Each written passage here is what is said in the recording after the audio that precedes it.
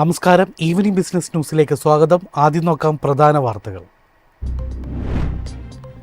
India US വ്യാപാര കരാർ ഈ വർഷം ഉണ്ടാവില്ലെന്ന മുഖ്യ സാമ്പത്തിക ഉപദേഷ്ടാവ്. കരാർ പ്രതീക്ഷിക്കുന്നത് അടുത്ത വർഷം മാർച്ചിൽ.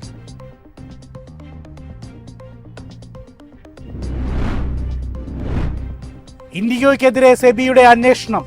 ഇന്റർ ഗ്ലോബ് ഏവിയേഷൻ എക്സ്ചേഞ്ച് രേഖകളിൽ വീഴ്ച വരുത്തിയെന്ന ആശങ്ക.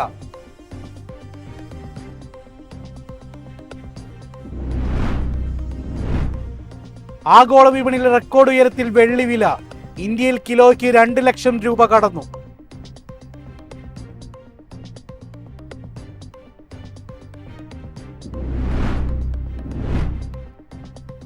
ഫെഡ് റിസർവ് പലിശ നിരക്ക് കുറച്ചതിനെ തുടർന്ന് RBI റിപ്പോ നിരക്ക് 5% സ്ഥിരതപ്പെടുത്താൻ സാധ്യത.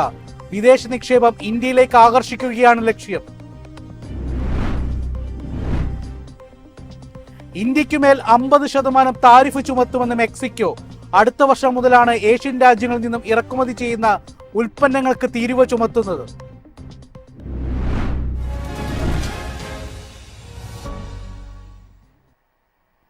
വാർത്തകൾ വിശദമായി.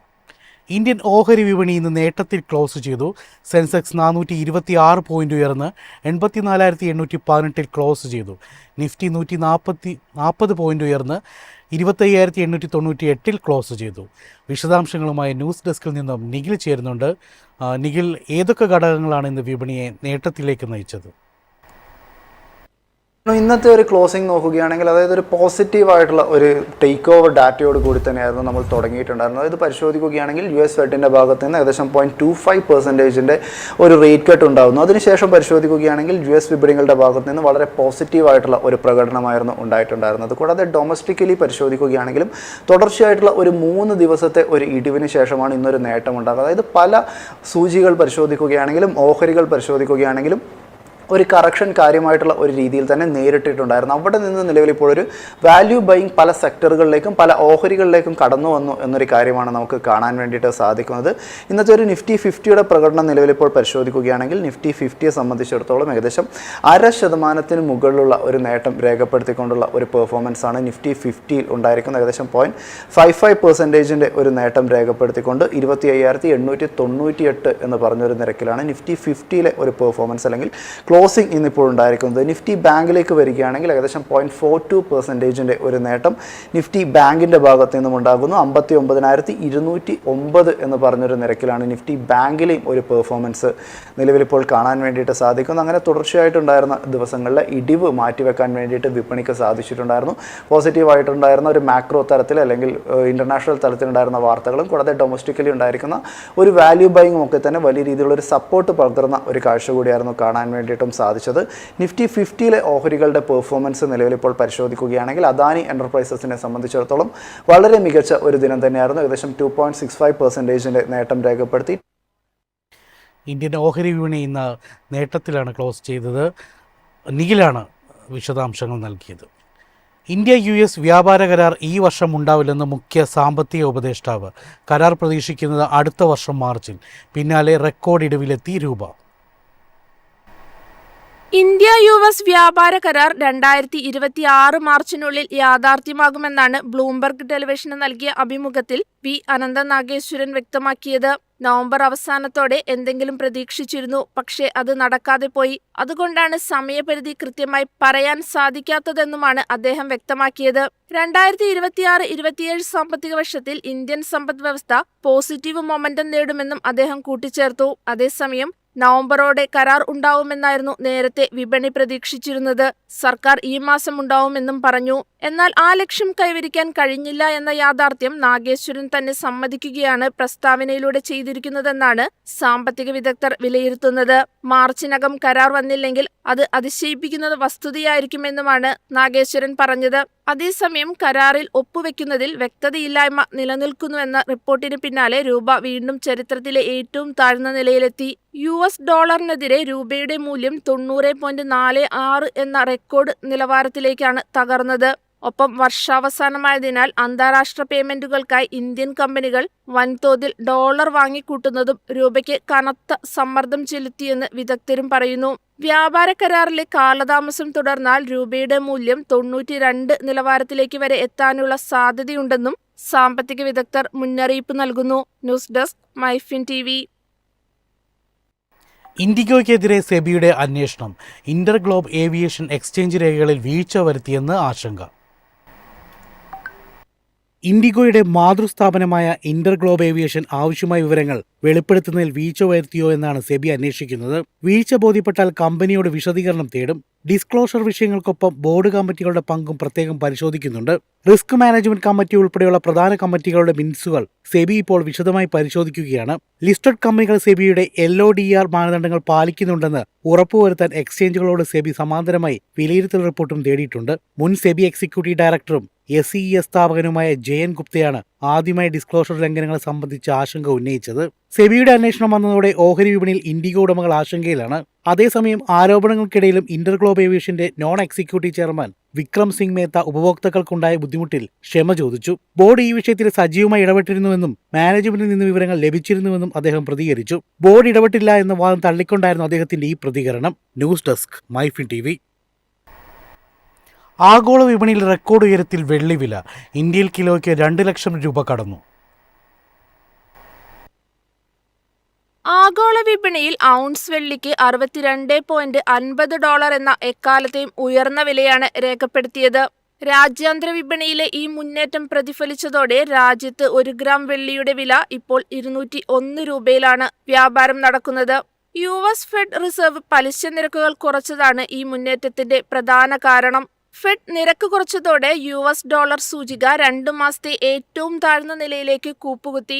ഡോളർ ദുർബലമാകുമ്പോൾ ഡോളർ അധിഷ്ഠിതമല്ലാത്ത ആസ്തികളായ സ്വർണത്തിലേക്കും വെള്ളിയിലേക്കും നിക്ഷേപം ഒഴുകിയെത്താറുണ്ട്. സാമ്പത്തിക അനിശ്ചിതത്വങ്ങൾക്കിടയിൽ സുരക്ഷിത നിക്ഷേപം എന്ന നിലയിലും വെള്ളിയുടെ ഡിമാൻഡ് ഉയർന്നതും മുന്നേറ്റത്തിന് കാരണമാണ്. അതുപോലെ വെള്ളിവിലയുടെ കുതിപ്പിന് പിന്നിൽ വ്യാവസായിക ഡിമാൻഡ് നിർണായക പങ്കുവഹിക്കുന്നുണ്ട്. സോളാർ പാനലുകൾ ഉൾപ്പെടെയുള്ള ഹരിതോർജ്ജ മേഖലയിൽ വെള്ളിക്ക് ആവശ്യകതയേറി. ഇലക്ട്രോണിക്സ് ഉൽപ്പന്നങ്ങൾ, ആർട്ടിഫിഷ്യൽ ഇന്റലിജൻസ് ഉൽപ്പന്നങ്ങൾ എന്നിവയിലെല്ലാം വെള്ളിക്ക് വലിയ ഡിമാൻഡാണ്. വെള്ളി ഒരു നിക്ഷേപ ആസ്തിയും ഒപ്പം വ്യാവസായിക ലോഹവുമാണ്. ഈ ഇരട്ട സ്വഭാവം വെള്ളിക്ക് മറ്റു ലോഹങ്ങളെ അപേക്ഷിച്ച് ഉയർന്ന അപ്സൈഡ് പൊട്ടൻഷ്യൽ നൽകുന്നുവെന്നാണ് വിദഗ്ധരും പറയുന്നത്. News desk MyFin TV. Fed reserve പലിശ നിരക്ക് കുറച്ചതിനെ തുടർന്ന് RBI റിപ്പോ നിരക്ക് 5% സ്ഥിരതപ്പെടുത്താൻ സാധ്യത. വിദേശ നിക്ഷേപം ഇന്ത്യയിലേക്ക് ആകർഷിക്കുകയാണ് ലക്ഷ്യം. ബാങ്ക് ഓഫ് ബറോഡയുടെ സാമ്പത്തിക വിദഗ്ധയായ ദീപാൻവിത മജുംദാർ ആണ് ഈ പ്രവചനം നടത്തിയത്. ദുർബലമായ തൊഴിൽ വിപണിയും സാമ്പത്തിക ഡാറ്റയുടെ കുറവും ചൂണ്ടിക്കാട്ടിയാണ് US ഫെഡ് പലിശ നിരക്ക് 3ാം തവണയും കുറച്ചത്. അതുപോലെ റിസർവ് ബാങ്ക് അടുത്തിടെ റിപ്പോ നിരക്ക് 5.50% നിന്ന് 5.25% കുറച്ചു. 2026 ഇത് 5% വരെ ആയേക്കാം. ഇത്തരത്തിൽ നിരക്കുകൾ കുറച്ചിട്ടും ഇന്ത്യയിലെ പലിശ നിരക്കുകൾ ഇപ്പോഴും US-ലേതിനേക്കാൾ വളരെ കൂടുതലാണ്. ഈ അന്തരം നിലനിൽക്കുന്നത് വിദേശ നിക്ഷേപകർക്ക് ഇന്ത്യയിൽ കൂടുതൽ വരുമാനം ഉറപ്പാക്കും. അതിനാൽ US-ൽ വരുമാനം കുറയുമ്പോൾ നിക്ഷേപകർ കൂടുതൽ ലാഭം തേടി ഇന്ത്യ പോലുള്ള രാജ്യങ്ങളിലേക്ക് കണ്ണുവെക്കും. അതുകൊണ്ട് കൂടുതൽ വിദേശ പണം ഇന്ത്യയിലേക്ക് ഒഴുകിയെത്താൻ സാധ്യതയുണ്ട്. ഇത് രൂപയുടെ മൂല്യത്തെ പിന്തുണയ്ക്കുകയും ഓഹരി വിപണിക്ക് ഉണർവ് നൽകുകയും ചെയ്യും. ഭക്ഷ്യവസ്തുക്കളുടെ വില നിയന്ത്രണത്തിലായതിനാൽ മറ്റു പല രാജ്യങ്ങളെക്കാളും ഇന്ത്യയിൽ പണപ്പെരുപ്പം കുറവാണ്. ഇത് ദീർഘകാല നിക്ഷേപകർക്ക് ഇന്ത്യയെ കൂടുതൽ സുരക്ഷിതമാക്കുന്നുവെന്നും അവർ ചൂണ്ടിക്കാട്ടി. അതിനാൽ ഫെഡ് റിസർവിന്റെ പലിശ നിരക്ക് കുറയ്ക്കൽ 4 രീതിയിൽ ഇന്ത്യക്ക് ഗുണം ചെയ്യുമെന്നാണ് അവർ പറയുന്നത്. 1. കൂടുതൽ വിദേശ പണം രാജ്യത്തെത്തിക്കും. വിദേശ നിക്ഷേപം രൂപയുടെ മൂല്യത്തെ താങ്ങി നിർത്തുമെന്നാണ് രണ്ടാമത്തെ നേട്ടം. ഈ വിദേശ നിക്ഷേപം വിപണിയെ ഉയർത്തുന്നതാണ് മൂന്നാമത്തെ ഗുണം. അവസാനമായി RBI റിപ്പോ നിരക്ക് കുറയ്ക്കുന്നതിലൂടെ കുറഞ്ഞ വായ്പാ നിരക്കുകളും വിദേശ നിക്ഷേപവും ബിസിനസ് പ്രവർത്തനങ്ങൾ മെച്ചപ്പെടുത്തുമെന്നും അവർ പറഞ്ഞുവെക്കുന്നു. News desk MyFin TV. ഇന്ത്യക്ക് മേൽ 50% താരിഫ് ചുമത്തുമെന്ന് മെക്സിക്കോ. അടുത്ത വർഷം മുതലാണ് ഏഷ്യൻ രാജ്യങ്ങളിൽ നിന്നും ഇറക്കുമതി ചെയ്യുന്ന ഉൽപ്പന്നങ്ങൾക്ക് തീരുവ ചുമത്തുന്നത്. ഏഷ്യൻ രാജ്യങ്ങളിൽ നിന്നുള്ള ഉൽപ്പന്നങ്ങൾക്ക് ഉയർന്ന താരിഫ് ചുമത്താൻ മെക്സിക്കോ തീരുമാനിച്ചു. 50% താരിഫ് വർധനയ്ക്ക് സെനറ്റ് അംഗീകാരം നൽകി. ഈ പുതിയ താരിഫുകൾ 2026 മുതൽ പ്രാബല്യത്തിൽ വരും. ഈ തീരുമാനം ഏറ്റവും കൂടുതൽ ബാധിക്കുന്നത് ചൈന, ഇന്ത്യ, ദക്ഷിണ കൊറിയ, തായ്ലാന്റ്, ഇന്തോനേഷ്യ എന്നീ രാജ്യങ്ങളെയാണ്. അടുത്ത വർഷം മുതൽ ഈ രാജ്യങ്ങളിൽ നിന്ന് ഇറക്കുമതി ചെയ്യുന്ന ഓട്ടോ പാർട്സ്, തുണിത്തരങ്ങൾ, സ്റ്റീൽ, മറ്റു വസ്തുക്കൾ എന്നിവയ്ക്ക് മെക്സിക്കോ 50% വരെ തീരുവ ചുമത്തും. മറ്റു സാധനങ്ങളുടെ താരിഫ് 35% വർദ്ധിപ്പിച്ചു. നിലവിൽ 5%-ത്തിനടുത്താണ് താരിഫ്. US മാതൃക പിന്തുടർന്ന് മെക്സിക്കോയും പ്രാദേശിക വ്യാപാരങ്ങളെ പ്രോത്സാഹിപ്പിക്കുന്നതിനായാണ് താരിഫ് വർദ്ധിപ്പിച്ചത്. ഈ താരിഫ് വർധനവിനെ ബിസിനസ് ഗ്രൂപ്പുകൾ ശക്തമായി എതിർത്തു. News desk MyFin TV. ഇനി നോക്കാം ഇന്നത്തെ സ്വർണം വെള്ളി നിരക്കുകൾ.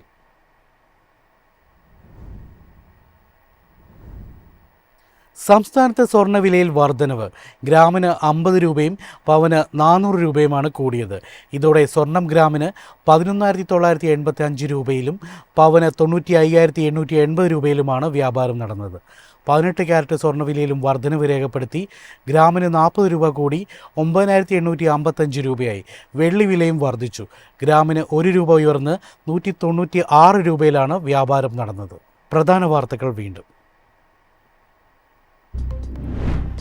ഇന്ത്യ US വ്യാപാര കരാർ ഈ വർഷം ഉണ്ടാവില്ലെന്ന് മുഖ്യ സാമ്പത്തിക ഉപദേഷ്ടാവ്. കരാർ പ്രതീക്ഷിക്കുന്നത് അടുത്ത മാർച്ചിൽ.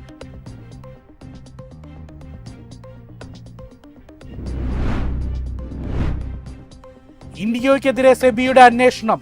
ഇന്റർ ഗ്ലോബൽ ഏവിയേഷൻ എക്സ്ചേഞ്ച് രേഖകളിൽ വീഴ്ച വരുത്തിയെന്ന ആശങ്ക.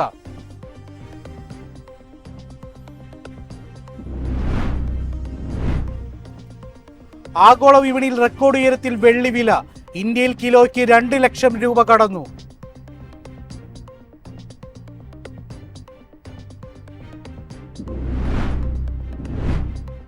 ഫെഡ് റിസർവ് പലിശ നിരക്ക് കുറച്ചതിനെ തുടർന്ന് RBI റിപ്പോ നിരക്ക് 5% സ്ഥിരതപ്പെടുത്താൻ സാധ്യത.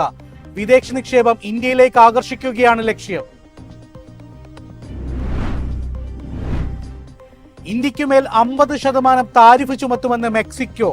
അടുത്ത വർഷം മുതലാണ് ഏഷ്യൻ രാജ്യങ്ങളിൽ നിന്നും ഇറക്കുമതി ചെയ്യുന്ന ഉൽപ്പന്നങ്ങൾക്ക് തീരുവ ചുമത്തുന്നത്.